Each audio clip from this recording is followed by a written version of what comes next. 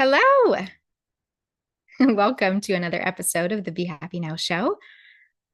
Tried to go live on Facebook and now we're live on YouTube. So thanks for being here. I wanted to, before we start, share my bread. My bread is out of the oven. Look, it's a sourdough bread. So if you're like, where do I look? On Spotify, you'll have the video show up. And if you're on YouTube, well, you'll watch the show today. It just is fresh out of the oven. And I like how this is kind of a metaphor for what we're going to talk about today. Now, I want to let you know that if you want my 3-minute meditation to support you with managing anxiety and de-stressing right now, just DM me the word reconnect wherever we're connected, whether Facebook Messenger or Instagram Messenger as well. Both work well. So DM me the word reconnect and I'll hook you up. All right. So this conversation today actually comes from a question that Julie asked me in one of our calls. So hi, Julie. I wanted to honor you by answering this question and exploring, having that question evolve into really what this is all about. So managing anxiety for more rest and calm daily totally gets to be something that we do. And I want to speak on how anxiety is a symptom that disconnects us from the truth of who we are. The truth of who we are, that love, the kindness, the joy, the alignment, the freedom, the flow, the trust, the ease, that's who we really are. We are not hardship. We are not anxiety. We are not worry. We are not doubt. We are not lack. We are not enough. We are whole. We are complete. That's who we really are. And what anxiety does, it's almost like the small ego self saying, I'm going to play a game with you and I'm going to tell you that you're not allowed to be in ease. You're not allowed to grow. It's almost like capping this bread, like imagining that it's in the oven and that it can't grow because I put something on top of it, or I put a shape in it so it grows wonky. Okay. We can't cap, I'm not capping the growth of my bread. I fully want to devour it, this sourdough bread. I want to devour it how it is meant to be devoured. So I want to devour life, right? I want to be my true self, connected with love, with ease, with flow. That's who I am. That's who you are too. And anxiety is a symptom because of all the years that we've been conditioned to believe that life is hard. We do see it all around the world. There are wars, there are massive planetary shifts and climate change. Like there are things that we can identify as life is hard. We're not discounting that. But what anxiety does is that it takes those situations, what Byron Katie would call this, that's God's business. There's your business, my business, and God's business. And taking God's business, so the tornadoes and the floods and the big fires and the wars, like, well, all of the natural catastrophes, let's stick to that. The natural catastrophes, it's like taking that and creating an inner tornado of worry, and that's being in God's business. And then the ego is like thinking that it's, ours to take on and to fight. So then anxiety is created, for example. Anxiety has us not be in our own business. Anxiety, it's like this kind of excuse of the ego, small self, to not be in ease, to not be in joy, to not be in the present moment of what you're experiencing. It doesn't mean to not care about what's going on in the world. Of course not. Our heart is big. But what good are we if we're in constant worry and in belief that life is hard? That doesn't help us to get closer to life being easy or to being worthy of accessing flow, does it? I mean, it's never worked like that for me anyway. So it's almost like the ego was like, okay, if it's easy, then I don't need to exist. So the ego doesn't want to believe that ease or joy or happiness is actually a true thing because, well, it wouldn't exist. So of course it's going to prove to us that it should still exist by developing worry. Do you resonate with that? Does that make any sense to you? Now, it's almost like, yeah, the ego saying, well, it can't be that good. Nah, it's not possible for life to be this good. It's not true that I can be tapped into my full abundance. It's not really true. Like, who am I to live that? Or I'm not really sure I'm going to follow through and that I'm actually going to get the results I want. Like, that's only for other kinds of people. That's because the ego doesn't want to die. So it keeps alive beliefs of unworthiness, of lack, of separation, of lesser than. And it creates anxiety. It creates doubt. It creates comparisons. It creates definitions of what success is. It creates timelines for where you should be. It creates all these obligations and these responsibilities and puts these identities and these roles on top of our shoulders. Yeah. So this is like a powerful conversation because what I'm inviting you to explore and get curious with me today is how anxiety is not who you are. And it can be easy to go through life and being like, yep, I'm an anxious person. Yep, I struggle with self-doubt. Yep, I don't believe that I'm worthy of sustaining change because what if this other relationship falls instead? So it's kind of like not your fault, okay? It's not our fault. It's not your fault. It's not my fault that we entertain these beliefs of lack because we even marketing, like we live in a society where you might have like there's this new app that keeps showing up. I'm not going to name the app, but there's an app that gives you a discount and it tells you how much time left you have to get that discount, or you kind of play a game where you get to receive a promo code, and it plays on this fear of missing out. And I'm not saying they're not making money. They're probably making money from this. And the creation of that anxiety, of that worry, of the fear of missing out, I'm not into that. I'm not into that anymore. And yet it's all around us and we forget that we actually have a choice to buy into that or to not. The ego small self detaches us from the energy of that which we are. Okay, I'm going to say that again. The ego small self detaches us from that which we are. Love, joy, kindness, openness, trust, compassion. We are that light. That's who we are. We are not anxiety. We are not fear. Okay.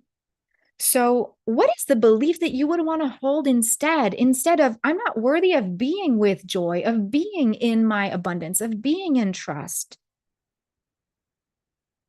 Would the belief be, I am worthy of trying to reconnect with my worthiness? Would it be, okay, I'm willing to open up and get curious about what joy and trust and ease and freedom inside my body feels like, even for the moment of 3 minutes or a breath? Yeah. It's like if the small ego self is entertaining the belief of, I'm worthy of struggle, I'm worthy of hardship, I'm worthy of the other shoe's going to drop, of abundance is not true because 1 hour equals X amount of money. So I need to work hard to do that. I need to care for everyone else before I care for myself. These are conditions that the ego small self has developed into believing more and more in. And you don't have to choose that. You can see it and be like, oh, look at that. That's what I'm believing. And just maybe laugh it off. Because we're not here to judge that part of you that's been believing that. We're here to go, oh, right, I can course correct or realign, because we don't want to make wrong what you're experiencing. Anxiety is a real thing, okay? At 12 years old, I had big depression because I changed from elementary school to high school, changed my friends, changed the school, and it was a big deal for me. And yet here I am helping you transition and be in all these, be in the flow and help you to befriend change. Hey, I moved from Canada to New Zealand. I'm still befriending change, right? So I know anxiety. I do know it. And actually, I think this year I told my coach, I said, am I going to live with anxiety the rest of my life? Like, is this who I am? Oh, I caught myself in the action. Is this who I am? It is not who I am. But a part of me still believes that it is sometimes. So maybe this is part of you. And perhaps this conversation gets to help you, invite you, nudge you to reconnect closer to that which you really are. Because you get to flex a different muscle now if you want to. Like having less stress is a choice. Having more abundance is also a choice. Why? Because abundance is what's true. Abundance of breath, abundance of heartbeat, abundance of steps, abundance of fingers, abundance of air, abundance of trees, abundance of oxygen. Like if you look around you right now, can you see what's abundant?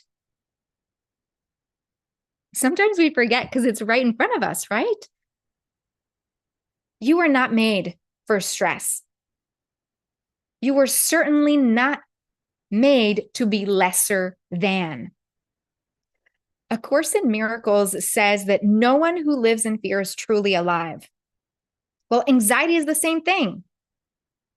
No one who lives in fear is truly alive. No one who identifies with anxiety and believes that that's who they are is truly alive. So how to manage anxiety? It kind of it becomes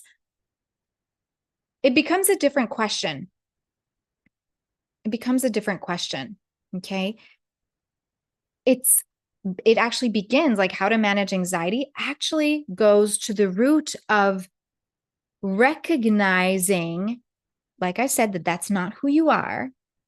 And unless you enjoy being attracted or rather attached to being an anxious person, or, I've always lived with anxiety, because that's a choice. If you feel comfortable there and you want to stay in that, like wearing that hat or that, that name tag of anxiety, then you get to do that as well.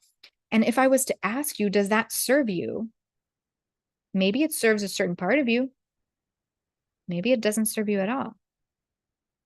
Can you take a breath for me, please? Yeah. Okay. A Course in Miracles explains that the choice that you don't have is to be whole and worthy. Okay, that the choice that you don't have is to be whole and worthy because it is who you are. And yet somehow a part of humans, a part of you, thinks it's a choice. So because there's a part of the human that thinks it's a choice to be whole and worthy, then there's negotiations with worry, with comparison, with anxiety, because anxiety is like, well, what if this happens? And then one of my clients once said that what happens when she lies in bed at night and overthinks, and that is the beginning of anxiety, it's because to her, it has her stay in control and kind of manage all the pieces, and being able to foresee what really happens, what will happen in the future, has her stay kind of on top of it. But the real place from which things are created is like this present moment, not in the mind and the future, or not taking the evidence of the past to like wrap it up and FedEx it to the future. Like it just doesn't work like that. But anxiety makes us believe that it does. The present moment is the answer to calm and rest. And you can choose to keep going. You can choose to then identify with busy. You can also choose to go, hey, it's only 3 minutes. It's only 5 minutes. Because what steers me away from calm and rest. Maybe it's the belief that you need to do to be worthy. Relax your shoulders right now and just take another breath. Yeah. Okay. I know this is a great topic that is meant to support you in evolving the question from, how do I manage anxiety to how do I reconnect to who I really am? One of my coaches often says, ask a better question, right? Find a way to ask the question to serve your highest self and your soul alignment instead of serving the ego self's desire to fix what the ego believes is broken. Yeah. So we're changing the question. We're evolving it, right? We're evolving it from how do I manage anxiety to how do I reconnect with who I really am? I'm excited for you to receive that 3-minute meditation because it'll help you to come back to the present moment with your breath.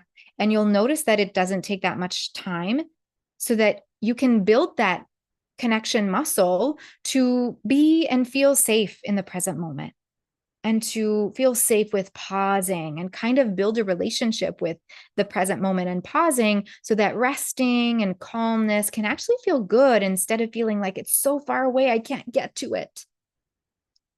Yeah. So DM me the word reconnect on Facebook Messenger or on Instagram Messenger, and I'll share with you a 3 minutes meditation that will support you with that. Thanks for being here. Yay.